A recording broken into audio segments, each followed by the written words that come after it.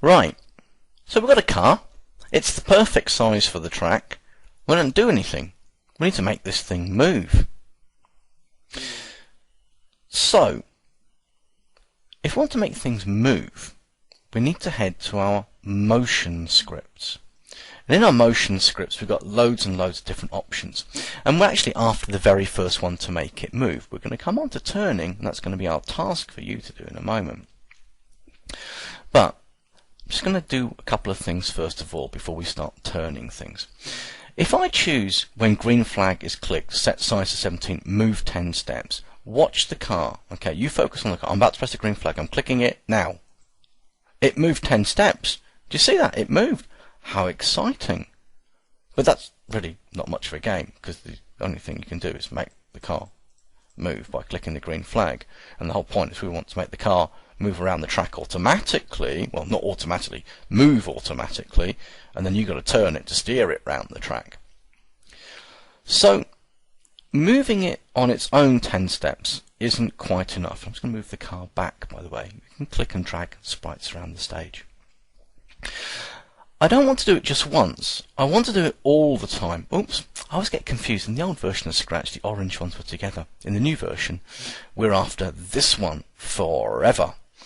And I'm going to glue the move 10 steps inside the forever and then put it there. So now, what should happen is when my green flag is clicked, the car is set to the right size, and then it moves 10 steps, and it keeps looping that around and around and around. And here we go. Watch the car. Now, I know you kids have got better reactions than me, but I think you would struggle to steer a car around that track at that speed. That's crazy speed.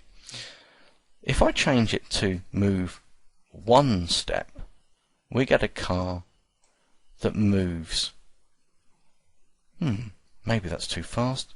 Maybe that's too slow. Maybe you can set your own speed in there. You can actually have decimals as well. You can have 1.2. So you might think that, well, trust me, that one is moving a bit quicker. Let's pull it back. And oh, it's still, oh dear me. Oh, actually I did that deliberately. If you want to stop the game, press the red flag. Stop any red flag. Red.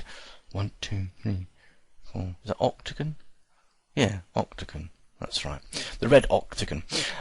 So yes, if you ever want to stop it, you're going, oh, it's going, just press that and it stops it. So now, it's time for you to do a task. I'm just going to change that back to 1, by the way. You see, the thing is that we want this car to actually turn. Now, I'm not going to tell you exactly how to do that. I'm going to show you the tools that you need. And the tools are this one.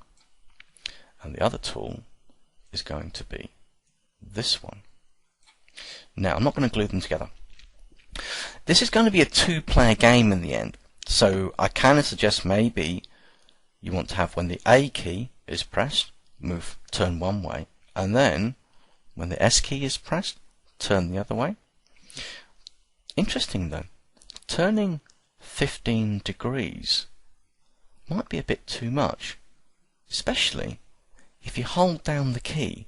See what happens. So we're going to set you a little task now. Drag in, you're going to need 2 of these, by the way. Okay, you can have more than one. Events. There we go. You're going to need 2 things sets glued together. One, before you press maybe the A key and the S key, turn in one direction and turn in the other direction.